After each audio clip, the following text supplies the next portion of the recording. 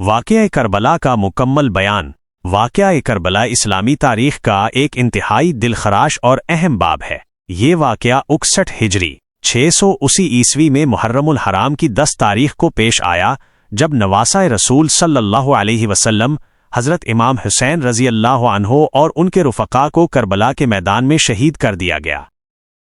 حضرت امیر معاویہ رضی اللہ عنہ کی وفات کے بعد ان کے بیٹے یزید نے خلافت سنبھالی۔ یزید اپنے اخلاق اور طرز حکمرانی کے لحاظ سے امت مسلمہ کی اکثریت کے لیے قابل قبول نہیں تھے۔ مدینہ میں حضرت امام حسین رضی اللہ عنہ نے یزید کی بیعت سے انکار کر دیا۔ کوفہ کے لوگوں نے حضرت امام حسین کو خطوط لکھ کر بلایا اور اپنی حمایت کا یقین دلایا تاکہ وہ خلافت سنبھالیں۔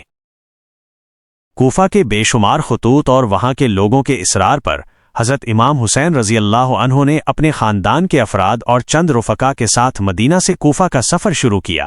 انہیں راستے میں معلوم ہوا کہ کوفہ کے حالات بدل چکے ہیں اور یزید کے گورنر عبید اللہ ابن زیاد نے وہاں سختی کر دی ہے، جس کی وجہ سے کوفہ کے لوگوں کی اکثریت خوفزدہ ہو کر اپنی حمایت سے پیچھے ہٹ گئی ہے۔ حضرت امام حسین نے اپنے چچا زاد بھائی مسلم بن عقیل کو کوفہ بھیجا تھا تاکہ وہ وہاں کے حالات کا جائزہ لیں، لیکن مسلم بن عقیل کو بھی کوفہ میں شہید کر دیا گیا۔ حضرت امام حسین رضی اللہ عنہ اپنے مختصر قافلے کے ساتھ جب کربلا کے مقام پر پہنچے تو یزیدی لشکر نے انہیں گھیر لیا۔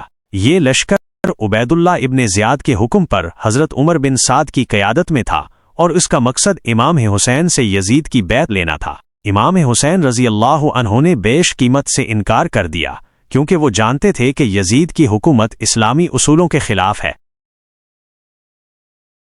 7 محرم الحرام کو یزیدی فوج نے امام حسین اور ان کے ساتھیوں پر پانی بند کر دیا تاکہ انہیں بیعت پر مجبور کیا جا سکے۔ 9 محرم کی شام کو امام حسین نے اپنے رفقا کو رات کی تاریکی میں جانے کی اجازت دی تاکہ جو جانا چاہے وہ چلا جائے، لیکن کسی نے بھی ساتھ نہ چھوڑا اور سب نے امام کے ساتھ اپنی وفاداری کا اظہار کیا۔ 10 محرم الحرام یعنی یوم عاشور کو صبح سے ہی جنگ شروع ہو گئی۔ حضرت امام حسین رضی اللہ عنہ کے بہتر رفقا، جن میں ان کے اہل خانہ اور بچے بھی شامل تھے، نے یزیدی لشکر کا بے مثال بہادری سے مقابلہ کیا۔ ایک ایک کر کے امام حسین کے بیٹے، بھائی، بھتیجے اور دیگر رفقا جام شہادت نوش کرتے گئے۔ ان میں حضرت علی اکبر، حضرت عباس علمدار، حضرت قاسم بن حسن اور دیگر شامل تھے۔ جب تمام رفقا شہید ہو گئے تو حضرت امام حسین رضی اللہ عنہ تنہا رہ گئے۔ اس حال میں بھی آپ نے بے پناہ شجاعت کا مظاہرہ کیا اور یزیدی لشکر کے ساتھ تنہا لڑتے رہے۔ آخر کار شمر ذیلجوشن کے حکم پر انہیں شہید کر دیا گیا۔ آپ کا سر کاٹ کر نیزے پر بلند کیا گیا اور آپ کے جسم مبارک کو گھوڑوں سے روندا گیا۔ امام حسین کی شہادت کے بعد یزیدی لشکر نے خیموں کو لوٹا اور آگ لگا دی۔ اہل بیت کی خواتین اور بچوں کو قیدی بنا کر کوفہ اور پھر دمشق لے جایا گیا۔ ان قیدیوں میں حضرت امام زین العابدین رضی اللہ عنہ، جو بیماری کی وجہ سے جنگ میں حصہ نہ لے سکے تھے، حضرت زینب سلام اللہ علیہا اور دیگر خواتین شامل تھیں۔ حضرت زینب سلام اللہ علیہا نے کوفہ اور دمشق کے درباروں میں یزید کے سامنے اور عوام کے سامنے حق و سچائی کا پرچار کیا اور واقعہ کربلا کے اصل مقاصد کو آشکار کیا۔